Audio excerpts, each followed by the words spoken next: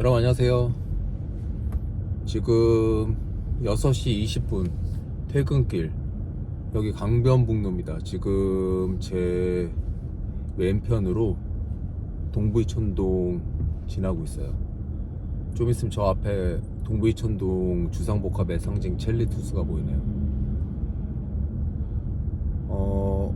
제가 뭐 맨날 세일즈 코치로서 더 빡세게 해야 된다, 놀면 안 된다, 일찍 나와라, 뭐 이런 여러 가지 그 맨날 하는 패턴의 그 말들이 있다 보니까 저한테 카톡으로 질문 주신 분이 계셨습니다. 너는 지칠 때가 없느냐, 이렇게 물어보셨어요. 만약에 스트레스 받거나 지칠 때 어떻게 하느냐, 이렇게 물어보셨거든요.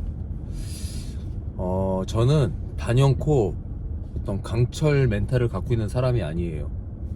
어디 내놔도 빠지지 않는 약한 멘탈을 가진 사람이 접니다. 스트레스도 많이 받아요. 대신에 저는 스트레스를 해소하기 위한 두 가지 방법을 갖고 있어요. 뭐 큰 틀에서 두 가지 방법을 갖고 있다는 거예요. 하나는 어떤 그 스트레스를 이겨먹을 만한 욕구, 욕망을 앞단에 내세워가지고 제가 스트레스를 스스로 받는다 하더라도 제가 반대급부로 생각하고 있는 저의 계획, 욕심, 욕구, 이런 것들을 해결하기 위한 하나의 과정이라고 스스로 뇌를 속이는 거예요. 그래서 잊어버린 경우가 있고, 또 하나는 실질적으로 스트레스 해소할 수 있는 방법을 씁니다. 저만의 방법을 몇 가지 얘기해 볼게요. 여러분들 각자 여러분들의 라이프 스타일에 맞는 스트레스 해소법, 멘탈 관리법을 연구하셔야 돼요. 저는 제가 어렸을 때부터 계속 영업사원이었기 때문에 또 결혼도 일찍 했어요. 처음 직장에 입사하자마자 거의 그 해에 결혼했다고 생각이 듭니다. 취업을 한 게 5월달이었는데 결혼을 10월달에 했으니까 거의 회사에 들어가자마자 한 5개월 있다 결혼을 해서, 실질적으로 저는 제가 고등학교 대학교 때 제가 살던 방을 부모님이 좀 확장해 주셔가지고, 저희가 그 2층으로 되어 있는 집이었는데 그냥 그 방을 확장해서 살았어요. 누구나 신혼 때가 되면 나가서 살고 싶잖아요. 그 나가서 살고 싶은 마음, 독립해야 되겠다는 마음, 도와주지 않는 부모님에 대한 원망, 이런 게 막 믹스가 돼가지고 저는 26, 27살에 정말 과몰입해서 일했었어요. 사람이 1년 반 정도 일을 해가지고 그 번 돈 가지고 집을 사는 건 쉽지 않잖아요. 제가 26, 27살 부동산 일을 해가지고 그 2년 동안 번 돈 가지고 제가 서초동에 26평짜리 빌라를 대출 한 5천만원 정도만 얻고 나머지는 다 제가 캐시로 해서 그 집을 샀습니다. 그리고 그 이사했던 날이 좀 행복했던 날로 기억이 돼요. 실질적으로 돈을 벌기 위해서 일을 하는 건데, 사람이기 때문에 아무리 내가 돈을 벌기 위해서 열심히 일을 한다고 해도 스트레스가 쌓이거나 정말 나쁜 사람이라고 제가 표현했는데, 세상에 정말 나쁜 놈들이 많아요. 뭐 화가 나면 정말 나쁜 새끼들이 많아요. 근데 웃긴 거는 그 나쁜 사람, 나쁜 새끼라고 생각하는 그 사람도 그 사람에게 서비스를 제공해서 제가 돈을 받아야 되는 그런 일도 많단 말이에요. 지금은 제가 그런 나쁜 사람들을 거의 안 만나요. 왜냐면 제가 점장이는 아니지만 딱 처음에 미팅을 했는데, 내가 28년 동안 만났던 인간의 패턴 중에 너는 그 나쁜 패턴에 속하는구나, 이렇게 딱 느껴지는 사람이 딱 한 10분 15분 얘기해보면 딱 와요. 그러면 제가 그 사람한테 할 수 있는 강경한 어조의 말을 다 하고, 그 말을 들어주면 뭐 물론 이제 그게 내 스타일대로 일할 수 있게 어떤 전속계약이나 수수료 약정이나 뭐 이런 것들인데, 그런 것들을 들어주지 않는다고 제가 판단이 들면 그냥 저는 그 사람의 일을 맡지 않습니다. 왜냐면 제 책에도 써놨지만 남산타워에 올라가서 아래를 내려다보면 정말 건물이 많아요. 죽었다 깨나도 제가 그 건물주 다 만나고 인생 끝나질 않아요. 하물며 그렇게 건물이 많은데 나쁜 사람 건물까지 맡아가지고 할 이유가 뭐가 있습니까? 그래서 사람을 걸러서 받게 됩니다. 근데 일을 처음 하거나 초창기에 영업을 하다 보면 사람을 걸러서 받을 수가 없어요. 돈이 된다 싶은 물건이면 그 사람의 나를 맞춰서라도 일을 하게 돼요. 그래서 스트레스를 받게 됩니다. 결국은 그 스트레스는 제가 아까 말씀드린 두 가지 방법 중에 나만의 스트레스 해소법을 가지고 풀어나가야 될 일이고요.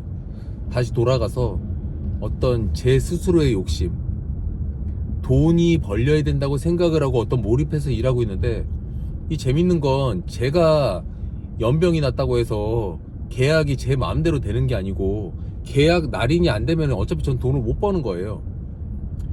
그래서 제가 지금으로 생각을 한다고 하면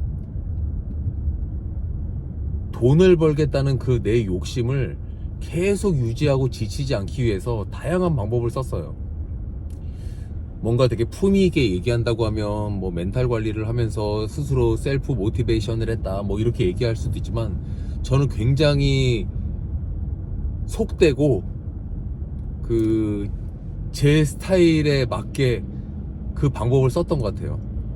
예를 들어서 영업을 하다가 목돈이 생기면 제 스스로 지칠까봐 집을 옮기거나 부동산을 사거나 뭐 어떤 방법을 써서라도 저한테 생긴 목돈을 없애버리려고 노력을 했고, 사람이 먹고 사는 돈은 통장에 있다 하더라도 영업사원으로서 계약이 두세 달 정도 안 되고 하면은 그 스트레스가 이만저만이 아니고, 저는 제가 좀 큰 돈이 나오는 계약을 할 일이 목전에 있으면 집사람한테 지금 수수료 몇 억짜리가 진행되고 있는데 지금 굉장히 날카로우니까 계약 끝날 때까지 나를 건드리지도 말고 내가 그 집에서 어떤 지랄을 해도 가만 놔둬라, 저는 그렇게 항상 얘기를 하곤 했었는데, 뭐 생활이 편한 건 아니죠.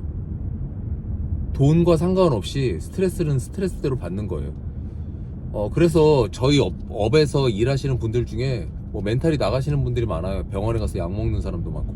근데 저는 제가 아직까지 병원 약 먹지 않고 제 나름대로 스트레스 해소법을 사용하면서, 또 경우에 따라 돈 욕심을 불러일으키더라도 막연하게 어떤 그 뇌를 쥐어짜는 그런 것뿐만이 아니라 약간 좀 재밌는 방법도 섞어가면서 저는 제가 셀프 모티베이션을 해왔다고 생각합니다. 하나의 웃긴 예로, 제가 코스트코 옆에서 산 적이 있었어요. 그럼 퇴근할 때, 이거는 뭐 저희 집사람한테도 제가 거의 하지 않았던 얘기인데, 먹고 사는 돈과 상관없이 돈에 대한 어떤 그 욕심 때문에 코스트코에 퇴근할 때 저 혼자 가요. 가서, 여러분 가보신 분들 아시겠지만 코스트코가 일반 마트보다 카트가 큽니다. 뭐 노트북이 됐던 카메라가 됐던 뭐 옷이 됐던 뭐가 됐던, 그냥 제가 코스트코 한 1시간 정도 돌아다니면서 제가 사고 싶은 거 카트에 다 담아요. 그걸 고르고 담는 동안은 그거를 살라고 왔기 때문에 제가 그냥 기분 좋게 다 담아요. 그리고 코스트코 직원분들이 들으시면 너무 화나실 수도 있겠지만, 계산대 앞에까지 딱 온 다음에 계산대 한 10m 앞에 두고 제가 카트에 손을 딱 얹고 얘기합니다. 야, 미안한데 다음 달에 계산해 줄게. 그리고 저를 그냥 나와요. 그리고 그 카트를 바라보면서 다짐을 해요. 아, 저게 얼마 될지 모르겠지만 대충 한 700~800만 원 정도 될 것 같은데 내가 목돈 벌면 와서 계산해 줄게. 이렇게 하고 나오는 거예요. 실제로 제가 이제 집사람이랑 코스트코를 가가지고 뭐 캐논 DSLR 카메라라든지 노트북이라든지 비싼 것들을 코스트코에서 많이 샀어요. 뭐 시계를 산다든지. 그러면 아니 카메라를 왜 코스트코에서 사고 있어? 이렇게 말할 수도 있죠. 그것도 DSLR을. 물론 카메라를 인터넷 들어가서 최저가 비교해서 살 수도 있고 카메라 전문점 가서 살 수도 있지만, 저는 왜 코스트코에서 사느냐? 제가 몇 달 전에 그 코스트코 카트에다가 그 카메라를 담으면서 계산해 주겠다고 약속을 했기 때문이에요. 코스트코에서 카메라, 노트북 같은 거 좀 섞어서 사면서 카트 꽉 채우면은 진짜 1000만원도 계산할 수 있어요. 그렇게 샀던 기억이 있어요. 아, 그러면 뭐 유난스럽게 마트에 가가지고 뭐 짐을 싣고 살 거를 계산도 안 하고 나와서 꼴값을 떨고 그걸 스스로 다짐을 하고 그러냐고 말할 수 있는 분도 있겠죠. 여러분, 그 사람의 마음가짐이라는 게 얼마나 무서운지 아세요? 그 카트 그냥 놔두고 나온 이후에 내가 그 카트 계산할 정도의 돈 생기기 전까지 그 카트를 그냥 놔두고 나왔던 제 마음이 계속 기억나고, 제가 고객 만났을 때 거절을 당하거나 콜드콜 했는데 전화를 함부로 저한테 하고 끊어버리는 사람을 만났을 때 좌절하거나 마음이 상하거나 그런 게 아니라 그 카트 계산해야 되겠다는 생각밖에 안 들어요. 여러분, 그 집 사실 때 주택담보대출 같은 거 받아보시고 그 담보대출 내가 자영업으로서 내가 스스로 벌어가지고 갚아야 된다고 생각하시고 매달 그 이자 내는 날마다 쫄린다고 생각해보세요. 실제로 영업하는 사람들은 자기가 그 집에 담보대출이 하나도 없음에도 불구하고 영업을 시작할 건데 영업비용으로 한 몇천만 원 정도 마련해 두셨다 뭐 이런 사람이 있다고 하면 저는 확실하게 제안합니다. 그냥 은행 가서 그 없는 담보대출인데 1억이 됐든 2억이 됐든 대출을 받으세요. 그 돈 쓰시라고 받으라는 게 아니에요. 그리고 그 적금에다가 넣은 다음에 그 적금 통장 제가 했던 방식으로 장롱 밑에다가 그냥 그 통장 자체 넣어버리시던지, 뭐 결혼해서 그 돈 관리를 와이프가 하시는 분들은 와이프한테 그 대출 받아가지고 적금 부은 통장을 주세요. 요즘 2억 정도 대출 받으면 은행이자 한 100만원 넘게 내야 될 거예요. 이자 갚아야 되는 날 되면 쭈삣쭈삣 쓸 거고, 돈도 저는 그래서 현찰보다는 카드를 많이 썼어요. 카드 고지서 내야 되는 날, 은행 이자 내야 되는 날 되면 좀 날카로워질 거예요. 그 날카로워졌을 때 계약 잘 안 되고 있다고 생각해 보세요. 그 스트레스 이만저만 아니겠죠? 그 스트레스를 역으로 모티베이션으로 활용을 저는 해왔어요. 제 부하 직원들한테도 목돈 벌면 야 어디 가가지고 쓸데없이 무슨 외제차 같은 거 살 생각하지 말고 빚내서 집 사, 제가 그렇게 얘기하거든요. 무조건 물어봐요. 자가냐? 전세냐? 그럼 전세다, 월세다, 이렇게 부하 직원이 얘기하면 야 가서 빚을 내서라도 집을 사. 그 빚을 갚기 위해서 너는 놀지 못할 거야. 제가 그렇게 얘기하거든요. 사람의 마음은 1억을 저금을 못하는데 1억의 빚을 금방 갚게 됩니다. 그런 방법이 저의 어떤 모티베이션 중에 하나의 그 꼭지고요. 뭐 굉장히 무수히 많아요. 제가 저 스스로를 올가매기 위해서 했던 방법은 굉장히 많은데 지금 생각난 게 이거라서 하나 말씀을 드려봤고요. 또 하나는 이거 불이 너무, 또 하나는 그 자기 스타일에 맞게끔 스트레스 해소하는 방법인데, 저는 제가 좀 성격이 지랄맞고 욱하면 화를 내고 이런 성격이라 가지고 제 마음을 좀 조용히 하기 위해서 저는 어렸을 때부터 책을 많이 읽는 편이에요. 아침에 일찍 회사에 가면 30분이라도 책을 읽으려고 노력을 하고 항상 책을 그 팔에 끼고 다니는데 엘리베이터 기다리면서도 한두 장씩은 읽을 수 있기 때문에 책을 많이 읽으려고 노력을 합니다. 제가 얼추 계산을 해보면 제가 일주일에 한 번에서 2번 정도는 서점을 가는데 갈 때마다 2-3권을 사기 때문에 그럼 일주일에 제가 한 5권은 사거든요. 그러면 5권 곱하기 4주 하면 20권이죠. 한 권에 2만원 계산하면 얼마예요? 40만원이잖아요. 제가 보통 이렇게 계산을 해보면 한 달에 책값으로 40-50만원, 커피 마시는데 70-80만원, 많을 때는 뭐 더 이렇게 쓰는 것 같아요. 그리고 또 교보문 같은 서점을 가면 이제 개미지옥이에요. 제가 가는 동화서점 같은 데나 최인화 책방을 가면 2-3권씩 사오지만 교보문고에 가면 10권도 넘게 사게 되기 때문에 책을 사는데 많이 돈을 쓰는 편이에요. 아마 책 안 사고 커피 들 마시고 돈을 모았으면 지금 마이바흐를 타고 다니지 않을까 하는 그런 생각이 듭니다. 지금도 그 돈을 안 쓰면 좋은 차를 살 수도 있다는 생각은 드는데, 저는 제가 차 사고 이런 데는 관심이 없고, 옷 사는데 이런 데도 관심이 없고, 근데 책을 많이 사는 거에 대한 욕심과 좋은 커피숍에 가서 커피를 마시는 거에 대한 욕심은 있기 때문에, 저에게 어떤 금상첨화의 스트레스 해소법, 제 마음을, 다친 마음을 다시 회복시키는 가장 저에게 좋은 방법은 좋은 커피숍에서 제가 좋아하는 책을 읽는 게 저에게 가장 큰 스트레스 해소법이고, 보통 그러면 저는 웬만한 마음은 다 돌아옵니다. 왜냐면 고객이 뭐 아무리 뭐 험한 사람을 만났다 하더라도, 뭐 저한테 심지어는 험한 말 할 수도 있겠지만, 그 험한 말이 결국은 왜 내 건물 빨리 못 팔아주냐, 내 건물 빨리 못 채워주냐, 이런 거에 궁극적으로 딱 집약되기 때문에, 저는 어차피 제가 맡은 일에 대해서 제가 완수가 되지 않고 있는 상태에서 고객의 컴플레인은 당연히 들을 수 있는 것이고, 물론 이제 인간적 모멸감을 준다든지 그랬을 때는 오히려 더 저는 신경을 안 써요. 왜냐면 정확하게 얘기합니다. 나는 당신 일을 하지 않겠다.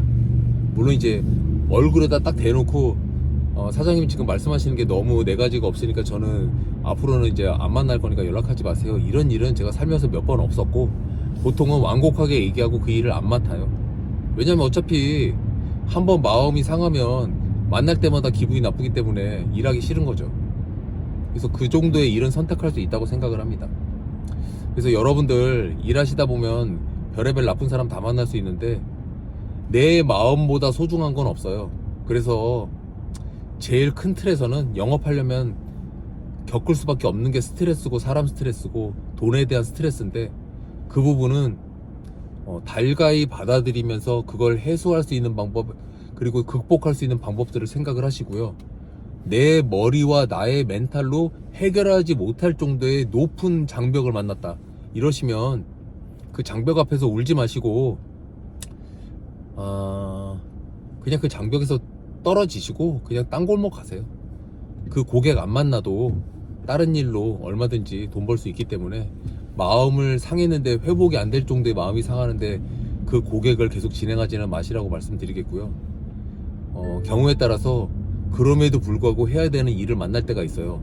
너무 큰 수수료가 걸려 있다든지, 나에게 어떤 인생을 걸고 할 만한 챌린지의 물건이라든지 그런다고 하면, 내 스타일에 맞는 다양한 스트레스 해소법을 매일 써 가시면서 하루하루 극복해 나가다 보면 결국은 결과도 나오고 내 마음도 그 사이에 좀 튼튼해져 가지고, 저도 제가 26살 처음 일을 시작했을 때 마음보다는 강해졌을 거 아니에요.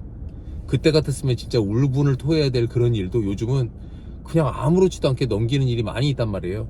그래서 다 하나의 과정일 수 있다. 하지만 영업을 하는 사람이 스트레스를 안 받고 살 수는 없다, 이렇게 말씀을 드리겠고요.